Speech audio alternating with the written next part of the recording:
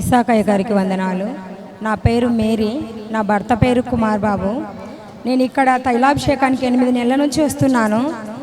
నేను ఫస్ట్ నెల వచ్చినప్పుడు నేను అసలు ఇక్కడికి నడవలేక అసలు నేను రాలేని పరిస్థితిలో వచ్చాను.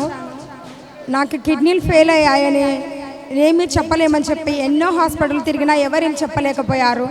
ఏ డాక్టర్లు ఎన్ని టెస్టులు చేసినా కానీ కూడా మాకు అసలు ఏమీ అర్థం కావడం లేదని చెప్పారు. మేము ఫస్ట్ నెల హైదరాబాద్ వెళ్ళాము. అక్కడ తైలాభిషేకం చేయించుకున్న తర్వాత నేను అక్కడే అనుకున్నాను, తండ్రి నేను నెక్స్ట్ నెల వచ్చేసరికి నేను బాగా అయితే సాక్ష్యం చెప్తానని అనుకొని మళ్ళీ నెక్స్ట్ వారమే వెళ్ళాము హైదరాబాద్కి. అక్కడ మేము మళ్ళీ తైలాభిషేకం చేయించుకొని వచ్చాను.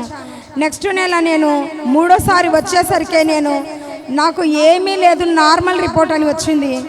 అలాగే ఇంకొక సాక్ష్యము, నా కుమారుడికి నేను పోయిన నెలలో నేను వచ్చి ఇక్కడ తైలాభిషేకానికి నా కుమారుడు 10th క్లాస్ ఎగ్జామ్స్ రాసి మంచి మార్కులతో పాస్ అయ్యి పాల్సెట్ ఎగ్జామ్ రాసి మంచి మార్కులతో పాస్ అయ్యి ఫ్రీ సీట్ రావాలి తండ్రి అని ఇక్కడికి వచ్చి నేను తైలాభిషేకానికి వచ్చి ప్రార్థన చేసుకొని వెళ్ళాను.